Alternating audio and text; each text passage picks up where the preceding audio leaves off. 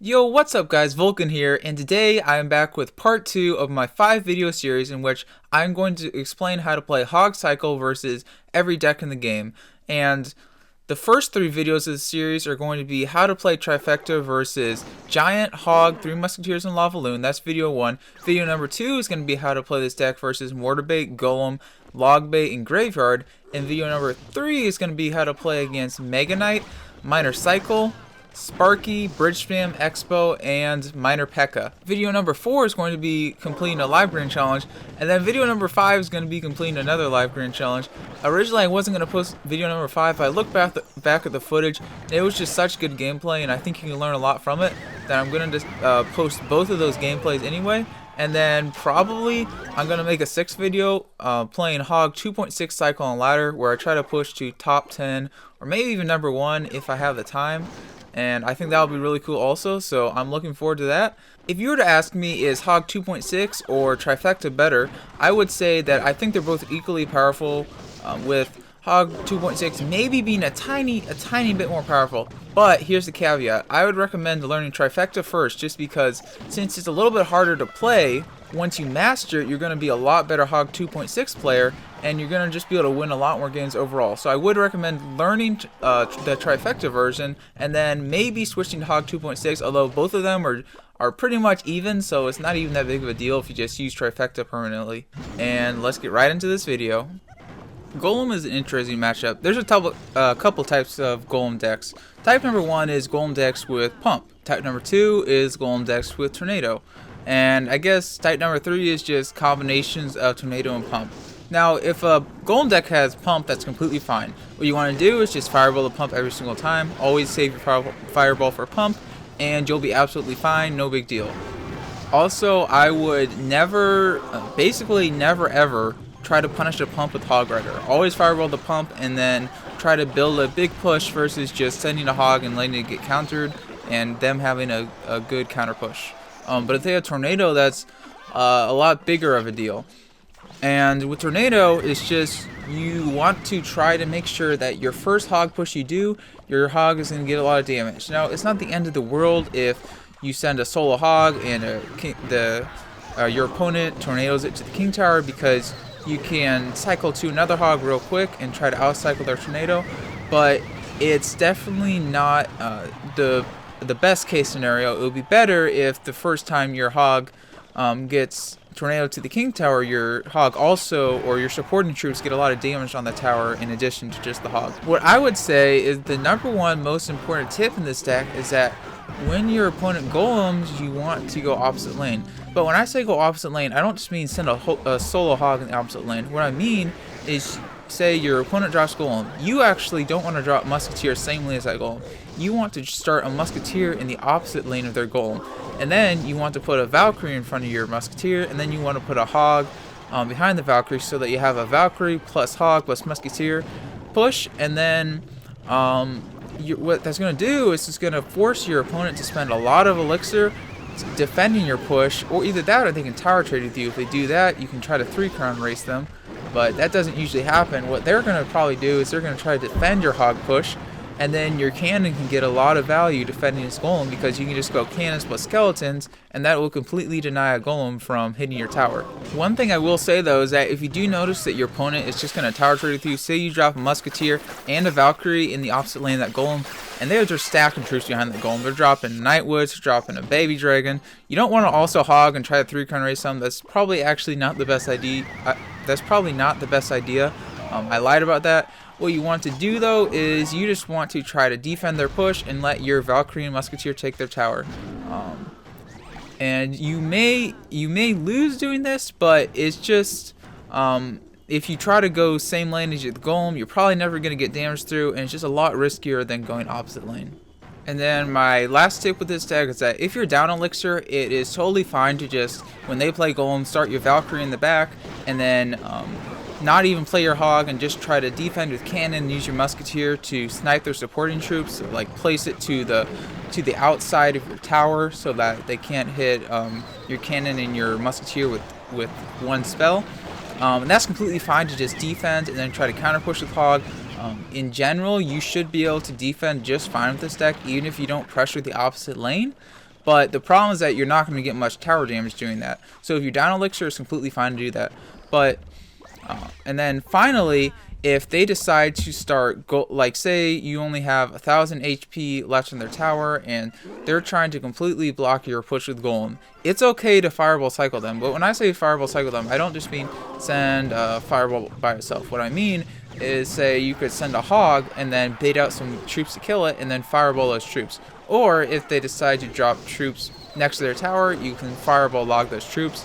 A fireball log kills a Night Witch, for example, so towards the end of the game, I frequently will fireball log a Night Witch. Or if they drop a Mega Minion next to their tower, I will fireball the Mega Minion. Or even if they drop a Prince next to their tower, I will gladly fireball that Prince because it'll weaken it enough that my Valkyrie can kill it on defense.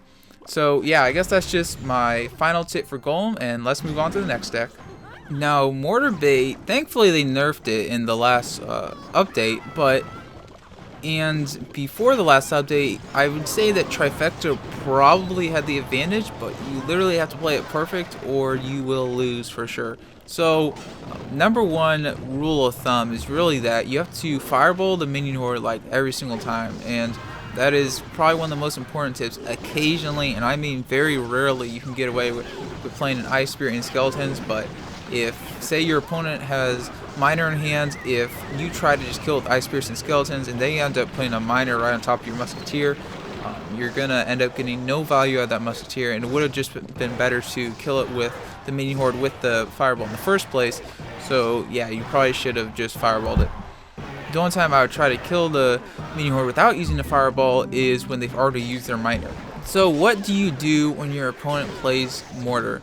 Really what you should do is you should try not to cycle your Ice Spirits and Skeletons until they play their Mortar or their Miner. You really want to be saving your Ice Spirits and Skeletons to distract the Mortar or to distract the Miner. So what I would do is, if I'm seeing 10 elixir, I would usually start a Musketeer in the back.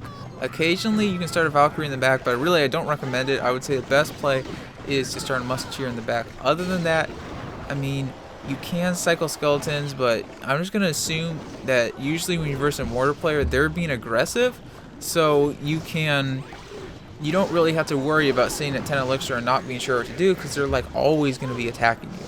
But yeah, in general, I would start my Musketeer in the back, and I would try to go same lane as the Mortar. You always want to go same lane as the Mortar.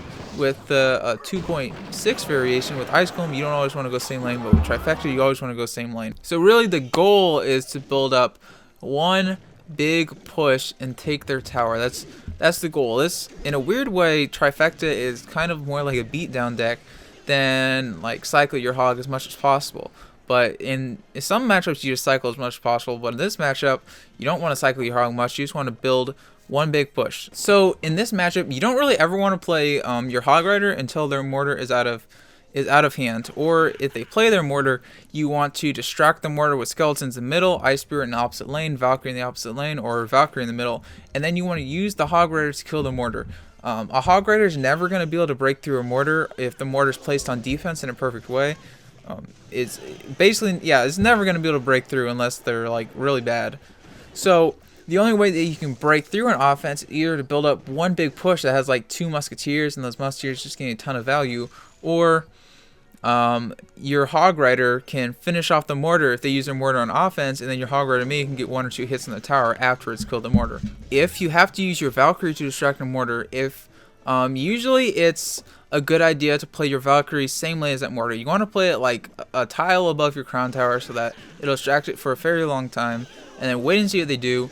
If they use any troops, say they use a minion horde, you want to fireball the minion horde and the Mortar and get spell value. If they use a Golem gang or Rascals, just log those Rascals, log that Golem gang, and get the spell value. And then you want to try to either finish out the Mortar with your Hog Rider or finish out the Mortar with your Musketeer. And usually it's going to be the Hog Rider because they're going to always have troops to block for the Musketeer, or they're going to try to use Miner to kill it. So yeah, in double elixir, so in single elixir, you're going to want to cycle your Musketeer same lane as what they're attacking in the back of the tower. But in double elixir, you want to cycle your Musketeer like 1 tile above your king tower, so that if they do grow aggressive with their mortar, your musketeer is going to be there to help pretty quickly. And then you always want to try to support your musketeer with a Valkyrie. Usually you don't want to support your musketeer with a HOG if you know they have more in their hands, but if you support with Valkyrie, then you can bait out spells, and you always want to be logging the tower as much as possible, because it's not that hard to defend Rascals, it's not that hard to defend Golem Gang with this deck. If for some reason you don't have Valkyrie in cycle and you use your log, you can defend a Golem Gang or Rascals with a cannon even, and it's not that big of a deal. And one trick you'll see me do pretty often is that if I have, say, if I start my musketeer on the back and then I put my Valkyrie in front, if I know that they're going to use their minion horde to defend, because usually your opponent will use their minion horde to defend a Valkyrie and a musketeer, I will prediction fireball right on top of my Valkyrie and musketeer, because they're probably not going to play Rascal. If they haven't already played Rascals and they haven't already played Golem Gang, they're going to, like, if they don't already have troops on the field, they're probably going to use the minion horde to kill your musketeer and your Valkyrie, so you can just prediction fireball right on top, and a lot of time you can kill the minion horde and get a lot of damage on their tower. And then another thing about double elixir is that in single elixir you don't want to use your cannon all that much, but in double elixir you want to be playing your cannon a lot. You want to be playing your cannon to block for the miner. What I like to do is I'll play cannon like right above my tower, so that it will kill a miner, that it'll shoot a miner that attacks your tower, and then it will also block from the mortar at the same time, so like it's double utility. And really what you're trying to do is just deny all miner damage, because they're going to try to chip you out the miner and log and zap. But if you can chip them out with fireball and maybe a hog hit or two and log, then you'll be able to win the chip war before they can win it. But you just need to make sure that their miner gets like no damage in your tower, so you're going to always be blocking it with skeletons, cannon, Valkyrie, or with Ice Spirit, and then just make sure it doesn't get a lot of damage on your tower. So just a real quick recap: build up one big push, start musketeers in the back, or start Valkyrie in the back if you don't have musketeer in hand. Always block a mortar by placing a cannon in the middle, or by placing skeletons or Ice Spirit, because you don't want the mortar to hit your musketeer, because then they can just log your musketeer and kill it with a mortar. You always want to make sure that the mortar does not hit the musketeer, but you do want your musketeer to hit the mortar. And then also you can, when they play mortar, you can distract it with troops in the middle, and then you can finish off the mortar with hog, and then if you're lucky, it'll get a hit or two on their tower, or it will give you spell value, because you can fire the mortar plus the minion horde, or you can log the mortar plus the tower plus the Rascals or something like that. And then I will have a live video out like in 2 days, which will, I think, has a mortar match in it, so you'll be able to see that in action and just how it works. Log bait is kind of a hard matchup and kind of an easy matchup. It depends what version your opponent has, but the main thing to think about in this matchup is that your opponent is a log bait deck. Almost all the log bait decks have really good counters for hog, so most of the damage that you get is probably not going to be with the hog rider. It's probably going to be maybe one hog rider gets to the tower, gets, say, 1,000 damage on your opponent's tower, and then the rest of your damage is just going to come through fireball and log cycling them. Mostly fireball, because you want to be saving your log for the Golem barrel. But really the important thing in this matchup is, first of all, if they have rocket, don't give them spell value with your musketeer. Don't ever drop your musketeer behind the tower that they're attacking. And then second of all, you need to play passive and fireball cycle them. What I mean by fireball cycle, and with most matchups, is you don't just want to fireball the tower by yourself, by itself. That's not what I'm talking about. What I'm talking about is if they drop princess behind their tower, you fireball that princess. If they drop rascals behind their tower, fireball the rascals. If they drop Golem Gang behind the tower, fireball the Golem Gang. And it's kind of like that. In single elixir, most of the time you want to be saving your firewall for their princess every single time, because a good log bait player is going to protect the princess from your musketeer, so your musketeer is never going to be able to kill the princess. So instead, you just want to take that -1 elixir trade and fireball the princess, regardless of which side it's on and which side you're attacking. Just anytime you see a princess, fireball it. If they drop to the bridge, obviously you can kill it with like a cannon or skeletons or musketeer, but anytime behind that tower, just fireball it. So then when do you play hog in this matchup? It kind of depends on the variation you're versing. If you're versing the Tesla variation, it's okay to try to outcycle their Tesla, although, so you want to be aggressive with your hog rider, but against good Well, first of all, against good log bait players with the Tesla version, there's no way to win. You're going to lose every single time. But against bad log bait players with the Tesla version, you can try to outcycle their Tesla. So say you play a hog at the bridge, and then you just let them use their Tesla to kill that hog, and then you start a musketeer in the back or start out towards the middle. You go Valkyrie, you go Skeletons, Ice Spirit, then you go Hog again, and there, boom, you've outcycled their Tesla because your cycle's quicker than them. But versus good log weight players, they're going to defend your Hog without using their Tesla, and it's just going to be a lot harder. So what you should do if they don't have the Tesla rocket variation, which in this case, you should win this every single time. If they have the Tesla rocket, you're probably going to lose. If they don't have Tesla rocket, you're probably going to win. If they have like the tornado variation with like Rascals or Bandit or something like that. But if they have this variation, if they have poison or fireball, then don't start your musketeer next to the tower that they're attacking. If they don't have poison or fireball, then do start your musketeer next to the tower that they're attacking. But really what you want to be doing is, if they don't have it, start musketeer in the back on the side that they're not attacking, and then wait and see what they do. If they attack opposite lane, which is probably what they're going to do, then you're going to want to defend that with a Valkyrie or a cannon. And then you can play Hog in front of the musketeer that you started in the back, and you'll have got a positive elixir trait on defense with your Valkyrie. Whatever they use to defend that Hog, you can fireball it. If you do have an opponent who starts to rocket cycle you, then you're going to get a lot more aggressive. If they're not spell cycling you, you're going to play passive.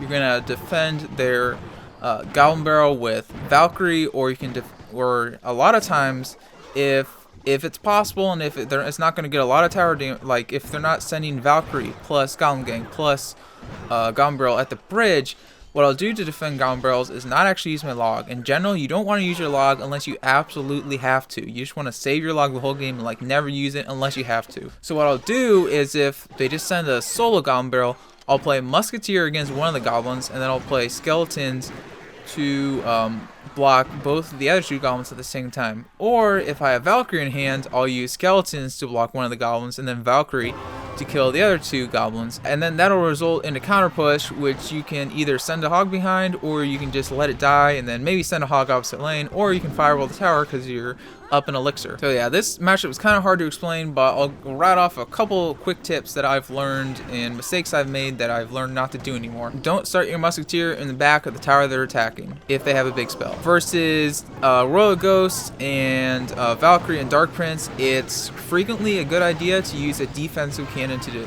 kill them, so that you can use your Valkyrie to kill princesses at the bridge, or to kill the Golem Gang, or to kill the Golem Barrel. If your opponent tries to rocket cycle you, then you should start your musketeer above your king tower, then you should start your Valkyrie, and then you should place your Hog behind it. So you want to have musketeer plus Valkyrie plus Hog, and you want to play it pretty aggressively. You want to start pretty high up on the on your side of the map, so that you can punish them for that attack. You don't just want to send a solo Hog, because that's not going to get a lot of value. But if you send those 3 troops, then it's going to be a lot harder for your opponent to defend, and then combo that with a fireball, because they rocketed your tower. So you have to get really aggressive with your fireball. And then the last tip is that if you are attacking the opposite lane of whatever they're attacking, and they use their princess in the opposite lane, and they place it out of range of their tower so that you can't fireball it, you can use your musketeer to hit the princess from the other side of the bridge. And I'm pretty sure most of you guys know this tip, but it's just important. If you can use your musketeer to, say they're attacking your left tower and you're attacking their right tower, if they drop princess on the left side, try to kill it with a musketeer, but so that your musketeer will walk to the right side, but you'll kill the princess on the left side because it has such a long range. One last thing that you can do is, with this matchup, you gotta play defensive until they start overcommitting. But to finish off the tower, a lot of times it's a good idea to send a solo Hog and then just fireball where they're used to defend it, and that can force out your opponent's troops, because otherwise they wouldn't drop troops next to the tower to give you fireball value. Okay, so against Graveyard, this is one of the few matchups where I would be really aggressive with my Hog. But when I say aggressive, I mean don't play your Hog until you're at 10 elixir. But every time you're at 10 elixir, do play the Hog, because you're going to want to try to outcycle their defense. And the most important thing in this matchup is try not to ever let their troops cross the bridge. So say they have Buller or something, play your cannon, play your musketeer really high, so that because if their tank crosses the bridge, then it's going to be hard for you to defend their graveyard since you don't have poison. So you always want to be trying to block their troops before they cross the bridge, because your musketeer can usually out DPS most of the troops that are in a graveyard deck. And then one other mistake that I was making is that my opponent would play like an Ice Golem plus a Mega Minion at the bridge. Don't fireball the Ice Golem plus Mega Minion. Use your Musketeer to kill the Ice Golem, and then use Skeletons to distract the Mega Minion, and then let it die that way. And then just use Valkyrie on the graveyard, log the graveyard, and you can defend that pretty easily. But if you use fireball on the Mega Minion plus Ice Golem, then the Mega Minion isn't going to die, the Ice Golem isn't going to die, and then the Mega Minion is going to end up locking onto your tower, and it's just not an efficient trade. Versus like the bowler, like the splash red version, if they clump up troops, it's okay to fireball those troops, because those troops are low DPS troops, whereas the Mega Minion is like a high DPS troop. If you're versing a Tombstone version or an Electro Wizard, always fireball the Tombstone. You probably shouldn't even fireball the Electro Wizard in this matchup, actually. You're going to end up having to overspend on killing that Electro Wizard. Normally you'd want to fireball an Electro Wizard, but in the Tombstone variation you don't want to, just because you'll have to overcommit on Elixir, and playing Graveyard is all about not overcommitting on Elixir. And playing against the Graveyard match is not about spell cycling them, it's about getting your HOG to the tower. And then one other thing you can do to defend the Graveyard, you can place your cannon below your crown tower, and then you can use skeletons and log, and a cannon plus skeletons plus log, or cannon plus log plus ice spirit can completely deny a graveyard. So what I do is I use my cannon to defend the graveyard, and then I use my musketeer and my Valkyrie to defend their support troops. If you guys watched all the way until the end, you guys are the true homies, you know who you are. And I put a lot of time and a lot of effort into this video, so please do leave a like, a thumbs up, a comment, any support you can give below. I don't really know what the best way to support me is, but if you know, then feel free to do it. And that concludes this video, so VULKan out.